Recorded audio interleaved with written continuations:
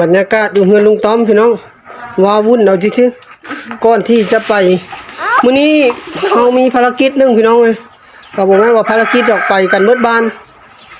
ไปตามหาคนพี่น้องคนอยู่บ้านนาดีนี่แหละเพิ่นหายไปจากบ้านนี้3วันแล้วแม่นบ่ลุงต้อม3วันแล้วเนาะบ่ได้กลับมาเลยก็เลยชาวบ้านก็เลยรวมตัวกันให้แบบสามัคคีกันพี่น้องเพื่อออกตามหาแต่บ่ฮู้ว่าเพิ่นอยู่ไสเนาะตอนนี้ลุงต้อมก็กำลังกะเกี่ยมเครื่องอยู่พี่น้องเอ้ยเตรียมมื้อนี้ต้องได้ขึ้นภูเขาพี่น้องเอ้ยลุงต้อมและเคยนาดีเนาะมื้อนี้ต้องตั้งใจแล้วก็โอ้มีกล้องส่องทางไกลเอาไปน้ำอีกบ่ธรรมดางานนี้พี่น้องเอ้ยแต่บ่ฮู้ว่าสิเห็นหรือบ่พี่น้องก็มาลุ้นนํกันเนาะพี่น้องเนาะส่วนชาวบ้านหลายๆคนเพิ่นก็ออกเดินทางนำหน้าไปก่อนแล้วพี่น้องเอ้ยยังแต่ลุงต้อมแล้วก็ครับเคยนาดีกำลังสิไปน้ำหลังพี่น้องใช่ลาบนะจะใส่ผงละนี่ลุงต้อมเกี่ยมแม่นแบบกองส่งทางไก่น้ำพี่น้องเพื่อบางทีอาจจะส่องเห็นคนเนาะเห็นแต่ดีแล้วเนาะบ่ดีแน่บ่ได้ไปท้าทายเห็นละเด้อขับไปกราบสบายดีท่านผู้ชมทักทายสบายดีในยามตอนเช้าๆพี่น้องประมาณ 7-8 โมงตอนนี้ก็อยู่ที่หน้าบ้านเฮือนป้าจ้อยและลุงต้อมพี่น้องเนาะมื้อนี้ก็มีภารกิจ1พี่น้องแล้วก็ทั้งบ้านเลยให้ละคือว่าละพี่น้องเอ้ยออกตามหาคนหนึ่งเพิ่นซื้อไอ้ซุกเนาะพี่น้องเนาะเพิ่นก็มีครอบครัวแล้วพี่น้องมีครอบครัวมีลูกมีเมียแล้วแหละแต่ว่าเพิ่นสติบ่ค่อยดีปานใดนะพี่น้องแบบว่าออกป่วงหรือว่าไปทั่วทีบเลยนะเมื่อเวลาคนเห็นเพิ่นก็จะป๊อบจะแล่นหนีเนาะพี่น้องเนาะไปเข้าป่าเข้าดงตลอดฮอดใจก็บ่ฮู้เลยล่ะพี่น้องตอนนี้ฮะล่ะชาวบ้านนาดีแล้วก็เลยรวมกันว่าสามัคคีให้พากันออกตามหาพี่น้องให้เห็นนั่นแหละพี่น้องแต่บ่ฮู้ว่าสิเห็นหรือบ่มื้อนี้ก็ไปติดตามรับชมนํกันพี่น้องนาดีกับลุงต้อมไปน้ำหลังหมู่แต่ว่าไปเทื่อนึงแล้วเพิ่นว่าไปขึ้นเขาก็เลยว่ากลับมาเอาเครื่องสัมภาระอย่างต่างๆนี่แหละพี่น้องตะกี้คิดว่าไปหาแบบไกลๆหมู่บ้านนี้แต่ว่าสุดท้ายแล้วเพิ่นไปขึ้นภูเขาขึ้นอย่างไปเรื่อยๆเลยบ่ฮู้ว่าจุดหมายปลายทางบ่อนใดเนาะก็เลยว่าคือนาดีกับลุงต้อมก็เลยก็ต้องจำเป็นต้องได้มาเก็บเอาของเครื่องสัมภาระสิ่งที่จำเป็นออกเดินทางในมื้อนี้เนาะพี่น้องเนาะจะได้ก็ไปติดตามรับชมเป็นกำลังใจให้นาดีนะพี่น้องมื้อนี้ไปออกเดินทางบัดนี้แต่ครูได้เซ็นตาวะนี่ใส่กันออกเดินทางบ๊ายบาย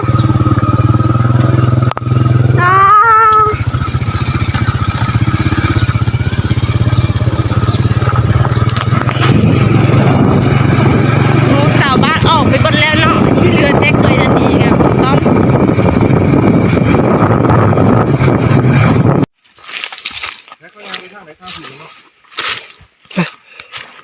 นี่ก็ไปน้ำเดียวบ่ฮะล่ะบางทีเห็นนกเห็นหนูไปลิตอนนี้ก็มาฮอดป่าฮอดดงแล้วพี่น้องเลย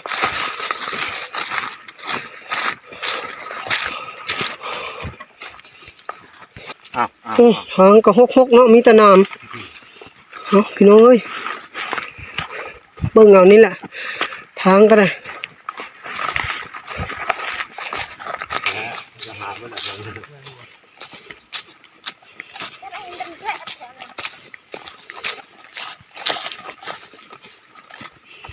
ผาบนนี้แหละบนเขามาขึ้นเนาะ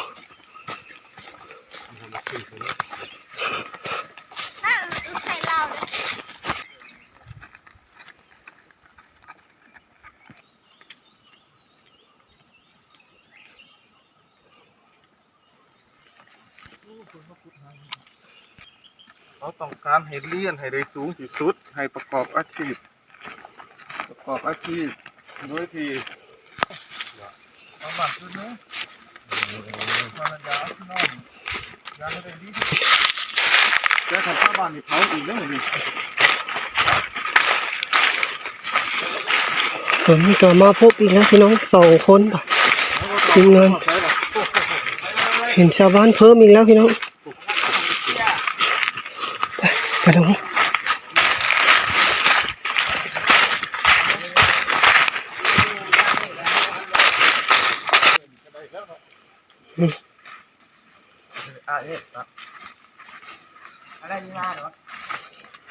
โอ้มีหุ่งน้ำอีกกินไปน้ำคักแท้ บ้านนี้พี่น้องเลยวันนี้ก็5 คนนะวันนี้เนาะวันนี้มืดบ้าน5 คนเนาะ แต่ ยัง บู ทำเทียนอยู่เดี๋ยวนี้ ยังบูเห็นอยู่ปะ ยังทำเทียนอยู่ใส่5นี่พี่น้องเลย ไปโอ้พี่น้องเบิ่งแผ่นดินแถวนี้อันนี้ก็จะเป็นสภาพที่เพิ่นขวดหาเครียดพี่น้องเลยฮูแผ่นดินจนปีนปานละไทยนาพี่น้องปานละดูไทยนา วันนี้ก็5 คนวันนี้เนาะ เดี๋ยวถามเนี่ยว่าเพิ่นหายไปนี้ได้จักมื้อละ 3เนาะ3 มื้อแล้วก็ไป 3 มื้อละ อ่า โอ้เพิ่นบ่มือเงินเฮาเลยแม่นบ่เพิ่นละมือบ้านเลยพี่น้องแต่ตอนนี้ กินอยู่3 มื้อแล้วไปอ่ะ ตอนนี้แม่นชาวบ้านนั่นดีหมดครอบครัวแต่ละคนต้องได้มาหาพี่น้องก็ย่างก็ลำบากขนาดเนาะก็หูเบิ่งพี่น้องอันที่เห็นเป็นหินโคโลกโคเลกนี่บ่แม่นอื่นเด้อชาวบ้านเพิ่นมาหาอยู่หากินพี่น้องเอ้ยกะควัดเครียดควัดกระปูแถวนี้แหละปลาทุกกว่ารถแท็กเตอร์ไถเนาะพ่อเนาะอลังการอันนี้บ่ธรรมดาพี่น้องเบิ่งเพิ่นเป็นบ่อนหาอยู่หากินเพิ่นโอ้ทุงัดเอาแท้เอาว่าได้นี่เนาะบ่ธรรมดาเพื่อสิได้เครียดตัวนึงตามเบิ่งนี่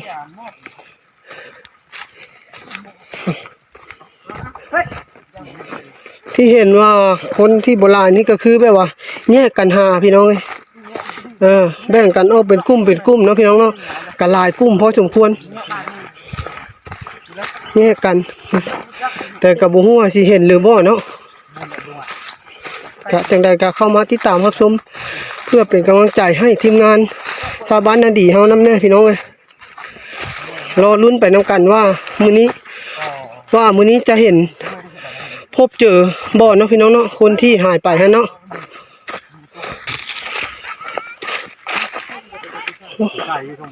มาฮอดมองหัวแล้วพี่น้องมันส่องกองเบิ่งพี่น้องกองนี่ก็เป็นของลุงต้อมเนาะพี่น้องเนาะนี่ก็แม่นวัยรุ่นบ้านนาดีพี่น้องเอ้ยเพิ่นบ่เคยเห็นกองญาติกันช่อง มันก็งอนพลักได้หมดเลย โอ้มึงทางผ่าพี่น้องบางที เบิ่งอยู่ในถ้ำ เพิ่นก็เอาไว้มาซ่องเบิ่งตามหาคนนี่ล่ะพี่น้องเอ้ยพี่น้องชาวบ้านเพิ่นไปตั้งโฮมกันอยู่เถียงนาพวกพี่น้องนี่อยู่หาหม่องทำอีหยังเพิ่นทำนี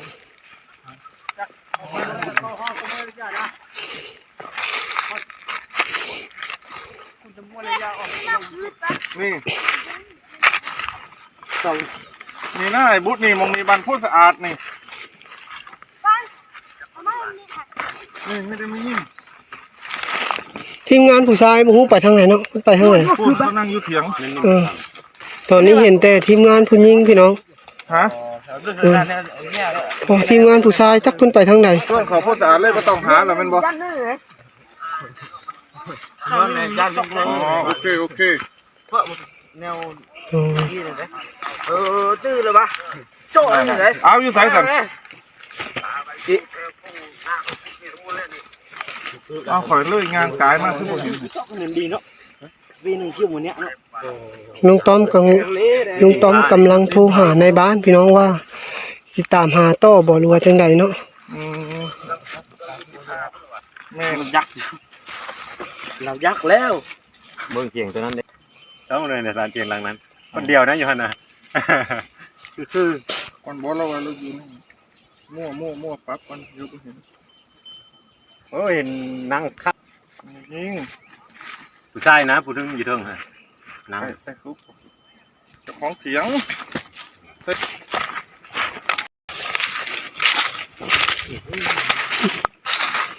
ป้าก็ฮกเนาะพี่น้องแม่เข้าไปหากินน้ำก่อนพี่น้องโอ้อันนี้แม่นต้นเตยพี่น้องครับยังนี่ยังบ่รู้เลยเขาก็มันทำอย่างนี้เจ้าเคยมาบ่ บ่เคยเห็นครับ เดี๋ยวไปน้ำเพิ่นนี่แหละเพราะว่าเพิ่น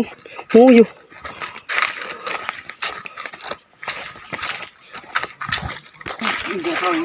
ฮะมาได้มา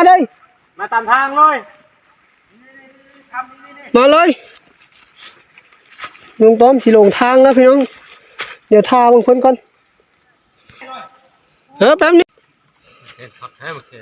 จะออมมาได้นี่เหรอ ทาลุงต้อมก่อนไปโอ้มาเจออาจารย์พี่น้องเป็นจังได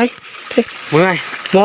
ทีมงานผู้ชายเฮาคือว่าเห็นน้อยคนเพิ่นไปทางไหนแน่ โอ้ยไปทุกคนเลย โอ้ มาที่กาดทุกคน บ่มีไปขึ้นเขาบ่ขึ้นภูเขาบ่บ่เนาะ เชือกเนาะเชือกค่อยขึ้นควรเจยเนาะเขามาหาว่าจะเป็นควรเจย ลุงต้อมมาแล้วพี่น้องไปเดี๋ยวไปเบิ่งถ้ำก่อนพี่น้องไปเบิ่งถ้ำที่มีน้ำมีพี่น้องอยู่บ้านนาดีเฮานี่โอ้มีถ้ำหลายหม่องนะพี่น้องเด้อเรียนกันเลยอยู่ในผาเดียวกันนี่แหละแต่ว่ามี 3-4 ม่อนพวกพี่น้องเดี๋ยวมื้อนี้ก็จะไปเบิ่งว่าถ้ำอีกแห่งหนึงพี่น้องว่าจะเป็นจังไดเนาะสิงดงามปานใดก็ไปเบิ่งน้ำกันเลยพี่น้อง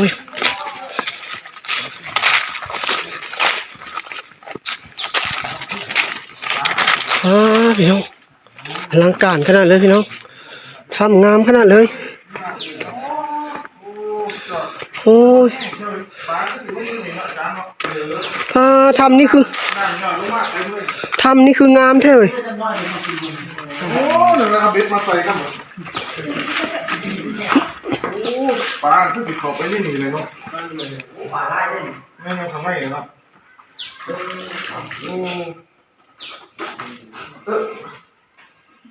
โอ้ชิดเบ็ดนะมิเบ็ดพูดได้เหรอโอ้ทำนี่งามนะพ่อเนาะมีป่าบ่ด้านในฮะ มีแล้ว โอ้ เขาอยู่ในธรรมเลยครับ คักเนาะ ป่าเอานี่ก็มันออกทางนี้ป่า ถ้าเป็นน้ำฝนมันก็ไหลออกแล้วก็ป่าก็ออกเลยนี่เนาะ น้ำฝนแล้วมันไล่ลงมือคนกันออก เจ้าเคยมาลัดป่าอยู่นี่บ่อาจารย์เคยบ่เทื่อหน้ามาแล้วชวนหน่อยเด้อ ประธานเขาแล้ว จ้า งานประดุกและ พี่น้องโอ้พี่น้องทำงามขนาดเลยบรรยากาศนี้โอ้เย็นขนาดเลยพี่น้องเอ้ยเอามาทางในนี่ละ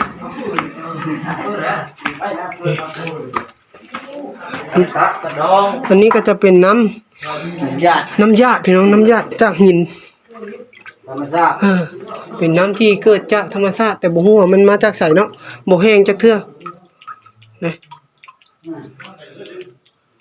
โอ้พี่น้องมันก็ญาติปั๊บสิล่ะเลิกบ่ลุงต้อมเข้าไปไหนฮะ โบประมาณ10 เมตรเป็นห้องได้เป็นห้อง โอ้ ข้างในมีเป็นห้อง นี่เดี๋ยวบอลโผกินน้ำฮัน นั่นวะของกระเจ้าเชื่องไว้เด้อเนาะนั่นไผมันละตักกิน ทำน้ำนี่ แสดงว่ามีคนเข้ามาตักกินน้ำอยู่นี่เป็นประจำซะ ยังทุกหายุ่งหากิน แม่น แต่เขาได้ของตาเช้านี่จอดลงได้บ่นี่กี่ตม โอ้มันเป็นขี้ต้มเนาะ ๆกล้วยงวก พี่นี่คุณกี่ต้ม กล้วยงวกกินน้ำนี่ นี่บ่ลงไป โอ้แสดงว่าบ่อนแรงน้ำของหัวควายที่มาหาอยู่หากินอยู่นี่ซะ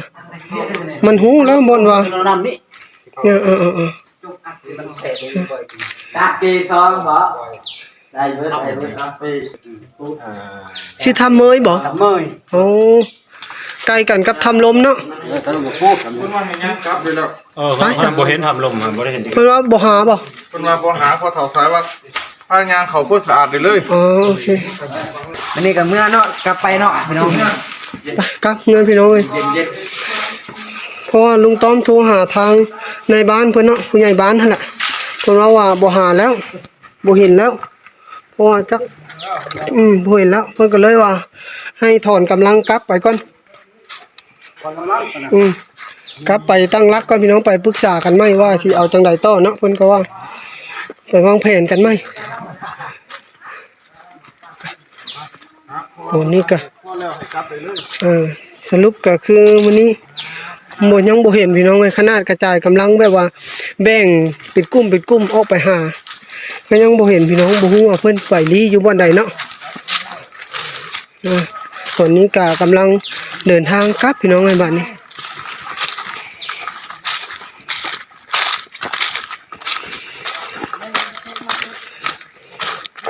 แต่ละคนก็บ่ฮู้ว่าต้นปลายสาเหตุเป็นจังไดเนาะพี่น้องเนาะ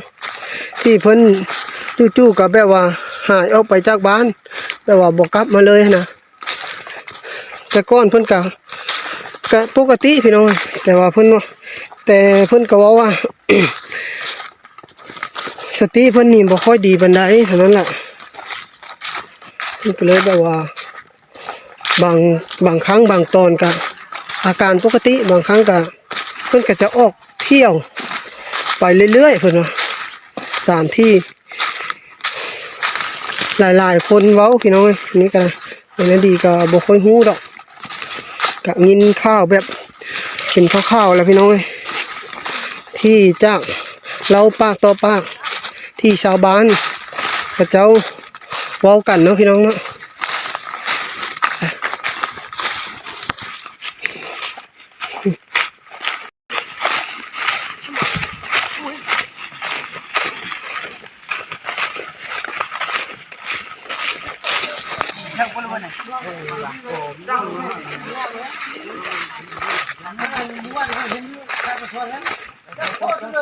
ตอนนี้ก็มาต้องโฮมมารวมตัวกันก่อนเนาะพี่น้องเนาะจะตกลงกันว่าสิเอาจังใดดีเนาะพี่น้องเพิ่นก็จะมารวมตัวมาโอ้ล้มกันก่อน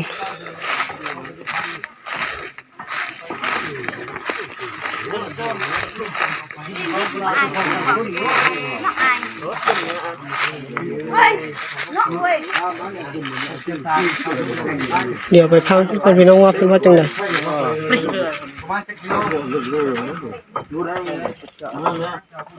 แต่ว่าอีกตัวหนึงมันสิสุดงางไปอีกเลยคือจะมันสุดเป็นน้ำขังไว้ตัวพื้นเลยตัวพื้นเพราะว่ามันหักมุมเนาะกันเบิ่งบ่ดีมันสิมีประตูน้อยๆเนาะหูน้อยๆหูน้อยๆแล้วก็โต้งไปเลยครับคนนี้ไปบ่ได้แล้วบ่ฮอดจังนั้นคันไปกันพบเนี่ยมากลางนั่นแหละมันบ่ไปไกลหรอกพื้นโดนพื้นมันมอดมันอยู่หั่นเลยไปนี่ไปหานั่นไปหาเพิ่นเนาะเขาทำมันย่านมันเขาทำเลยมันเคยเขาทำเลยเนาะเข้าไปหาผู้ใหญ่เขาว่าเขาทำร่วมคือก็ได้ทำร่วมมันกว้างมันก็กว้างพูดมันต้องกว้างก็หลายคนนี่อยู่บ้านเงียบเดียวนั้นเนาะบอกให้เด้อไปเราไปวางเดียวอยู่จะไปชมไหมหม้อข่อยซองเจ้ามาเห็นว่าเต็มหมวกแดงนั่งอยู่พี่นางต้องเอากล่องข่อยซองมาตั้งแต่พุ่นเจ๊จะนางขอหม้ออยู่เสียงเนี่ยมันดีอยู่ให้คิดว่าพระเท่าชายอยู่แม่เนาะโอ้ยจับเก่งตกลงกันว่าเข้าไปรวมตัวกันอยู่ที่บ้านก่อนพี่น้องให้นายบ้านหรือว่าผู้ใหญ่บ้านตกลงกันก่อนเนาะว่าสิเอาจังใดต่อเนาะพี่น้องเนาะจักบ่ฮู้ว่ามันไปบ่ฮู้ค่อยอยู่กวนคนนี้ค่อยเว้ามาขออยู่นี่ค่อยขอเจดาทั้งบ้านหาไว้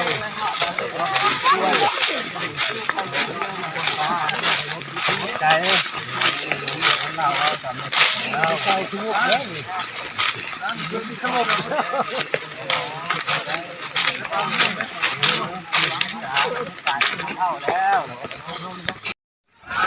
ตอนนี้ก็มาฮอดบ้านแล้วพี่น้อง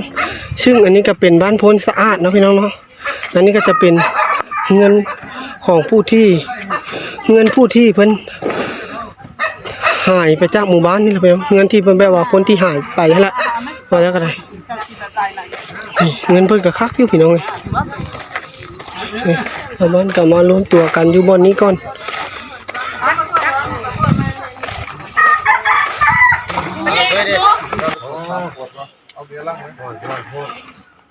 เดี๋ยวฟังมันโอ้ลมก่อนเนาะพี่น้องเนาะว่าเพิ่นจะเอาจังใดเนาะนี่ได้เบาไกลมาไอ้จังให้มานํมันไปเลยมาดูจ้ะพักเช้าพี่น้องตอนนี้จะมาดูจ้ะพากันกินส้มนี่เด้อน้ำส้มเด้อน้ำส้มน้ำหวานแก้เมื่อยพี่น้อง โอ้หลายกลุ่มขนาด